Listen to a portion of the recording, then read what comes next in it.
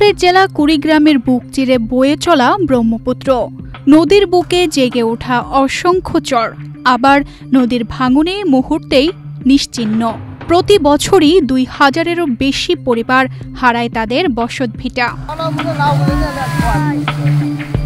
তেমনি কুড়িগ্রাম সদর উপজেলার পাঁচগাছিয়া ইউনিয়নের পূর্ব গোবিন্দপুর গ্রামের শৌকত আলী ও সলিমা বেগম। তাদের ৩০ বছরের দাম্পত্য জীবনে তারা ১০ বার নদী ভাঙনের শিকার হয়েছেন। একমাত্র স্মার্ট সিটি বসুন্ধরা, আধুনিকতায় এক ধাপ এগিয়ে। সম্প্রতি আবারও ভিটেমাটি হারিয়ে আশ্রয় নিয়েছেন চর ভারবতীপুরে। নদী যখন ভাঙে তখন সবকিছু চোখের সামনে ভেসে যায়। আবার নতুন করে ঘর তুলে, কিন্তু বারবারই একই কষ্ট।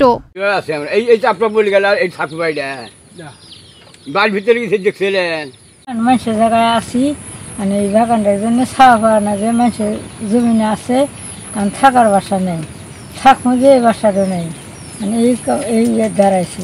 আর আবার ফির যা আসি ওই দিন ফির ভেঙে যেতেছে।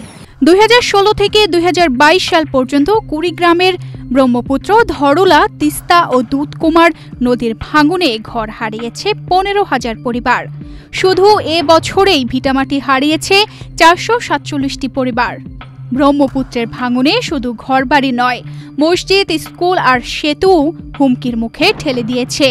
প্রতিদিনই নতুন নতুন বসত বাড়ি নদীতে বিলীন হচ্ছে। ব্রহ্মপুত্র নদের ৫টি পয়েন্ট ভাঙনের ঝুঁকিতে রয়েছে।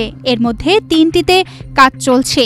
পাঁচগাছি ও যাত্রাপুর ইউনিয়নের আরও ২টি পয়েন্টে শীঘ্রই কাজ শুরু হবে বলে জানায় পানি উন্নয়ন বোর্ডের নির্বাহী প্রকৌশলী রাকিবুল হাসান।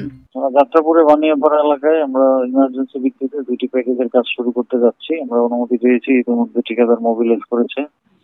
খুব দ্রুতই কাজগুলো শুরু হবে। ভাঙা করার এই অত্যন্ত চক্রে ব্রহ্মপুত্র চরবাসীর জীবন যেন এক অনিশ্চিত সংগ্রাম।